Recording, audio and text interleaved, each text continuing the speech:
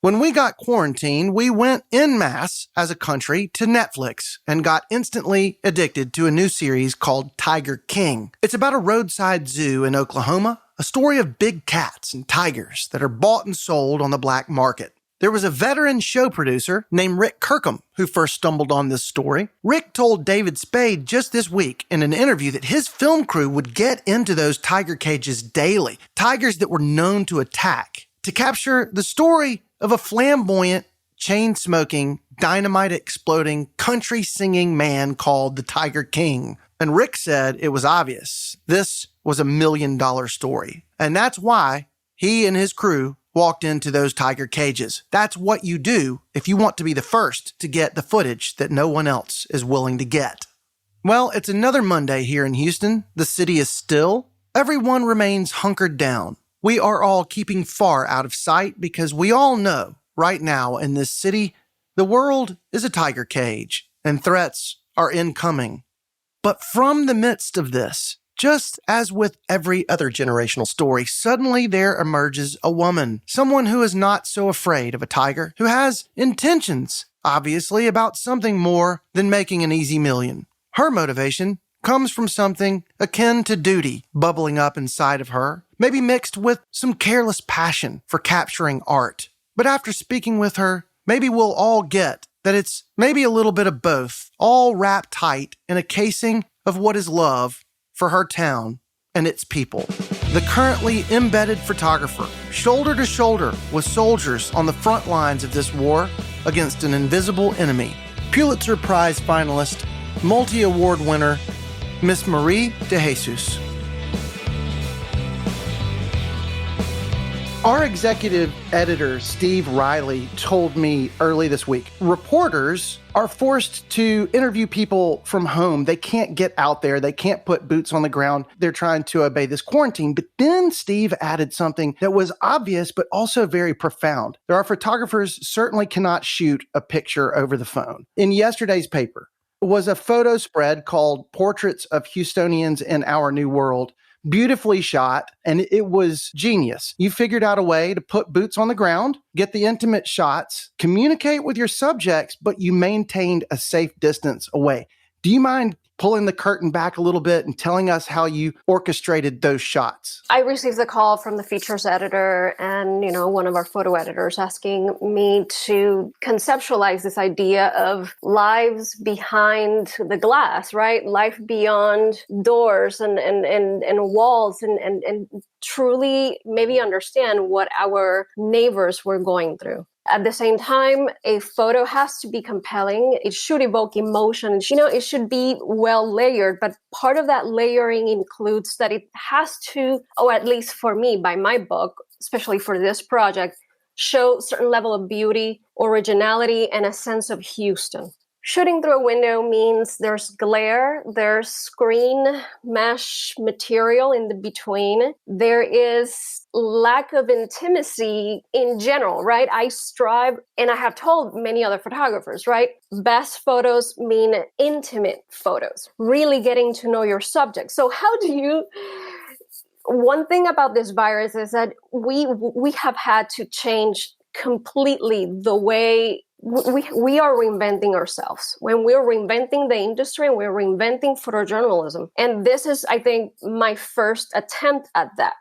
Keeping myself safe as well as my subject, but at the same time showing intimacy. And that is the biggest obstacle of all, except that when I arrived, these Houstonians I have been doing this for 10 years. And what I saw was so much emotion, so many dreams put on hold, at the same time wanting to use this time in a way to reconnect with their families, reconnect with the little ones of their homes. And the more I understood, the more homes I visited, the more I understood the potential of the project. Okay, so the last picture in the gallery shows two couples split by two apartment buildings. They're both kind of on their balconies and they're having a conversation, and they got to be about 10 or 12 feet apart. They look happy. It looks like a normal world. Sun shines out. There's a palm tree. I arrived not knowing much. The time of the day was perfect. The light was beautiful. I didn't even know where to park, okay? I I am encountering a part of Houston that I'm not necessarily extremely familiar with, which is part of the surprises of this project. 2 buildings, one next to the other, with 2 balconies, an ideal situation in the middle of this crisis. If these 2 neighbors get along,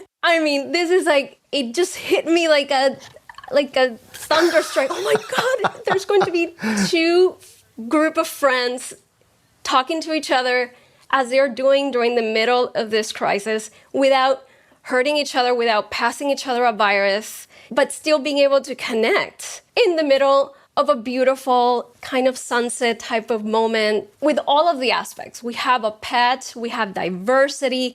I mean, we had it all. Sometimes you're shooting and you're going to families, and sometimes the window is not ideal because the windows won't open or the screen mesh it's not removable. So when you have little victories like that, it's such a great encouragement. I want to know, do you think of yourself as an essential worker? I wonder if you've had that thought, or even if you have gone through an administrative process to get you credentials so that you can walk the streets. To me, I want to know from your perspective what the power of photography is right now. Is it just art? Is it window to the world? Is it accomplished so that you personally can help put things in motion? Or is it something motivating or a part of you? So I consider myself a visual storyteller who is definitely an essential worker.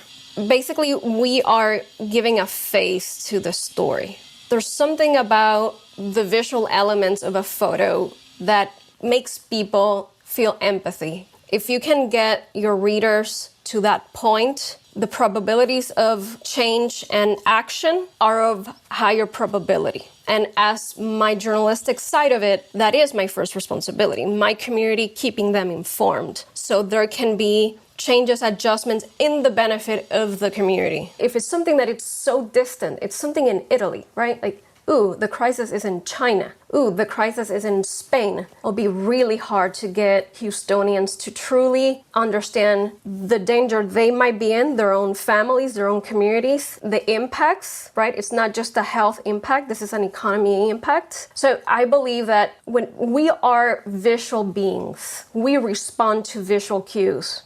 As a community, as people, as human beings, we respond to visual cues. So that is my place. My place is to say, this is what's happening. I go to the scene, I take the photo, I publish it. This is what's going on. I give it a face. And then there's this chain effect. So that's the way I see it. And yes, absolutely, photographers are essential workers. Journalists are essential workers. And we cannot do it from home. I was telling my wife yesterday, ignorantly, that I had come to conclude over time that everybody's a photographer. Same way that everyone's a singer, right? If you go to church, everyone's singing. So same way, if there's a car wreck, everyone around's got a phone, they're going to snap a picture of it. You can have an unusual circumstance fall into your lap, like maybe you're at the beach and a water spout appears, and you get that on your iPhone, or you're sitting on your back deck and you have an eagle land. You get that picture, you're there for it, but the photographer knows where to seek out a shot, and perhaps maybe the best shots I've seen, the photographer has risked their lives to get it. For the sake of maybe truth, or humanity, or their own personal drive, who knows?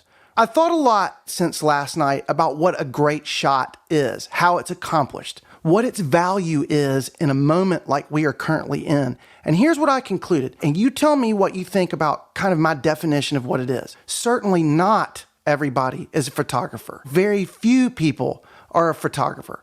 How is my definition of what a photographer is in your experience? How does it summarize you? Photography, it's breakfast, lunch, snacks, dinner, before bed, when I wake up, my friends, my community, my self-expression. For me, the most successful work, even if it doesn't have that peak eagle moment catching the fish, but it does have a solid idea behind it, a concept, an intention. Always intention should be number one. Because if not, yes, everyone can be a photographer. Do you see the difference? I do. And I mean, this is not always the case. Right now, if there's a fatality, there's a fatality, and you photograph that moment and you move on. But the best work, and the work that you see in museums and the work that you see on the list of Pulitzer Prize winning is a mix of deep thought, planning, being there.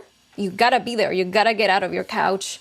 Even though coronavirus photos might not always be extremely unique, they will still be powerful because of what happened to the world based on that event. You know, we see people upset often, right? You get a photo of a nurse upset or crying, you know, with their mouth covered. It might not be an extremely unique photo, but it's still an impact because it's reflecting what the world is going through and how it's going to change us. That is the way that photography changes life and impacts history. I mean, I might sound a little idealistic. I get that. It's possible. But it is my motivation to be able to get out of the house every day and do what I do, even though my life might be in danger, even though I might be sacrificing family moments, even though I'm not getting paid a lot of money, but being part of this thought process and historic event is extremely motivating to me.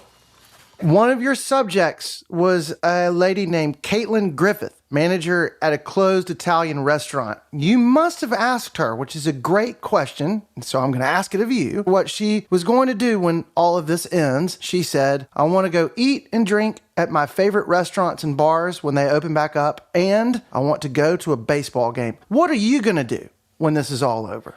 The first thing I'm going to do after this is over, and this might sound a little cliche, taking into consideration my background, but the first thing I'm going to do is stop putting excuses, and I'm going to go and take salsa lessons. That is the first thing I'm going to do. I am probably the only Puerto Rican in the entire world that sucks at dancing, okay? And I am so embarrassed about that. You have no idea. So the plan is I am going to slow down, and I hope my bosses hear this. I'm going to slow down and take my salsa dancing classes or lessons right after this. So, yes. You know they have a thing called YouTube, right? I know, but I am one of those that need the personal connection and the community.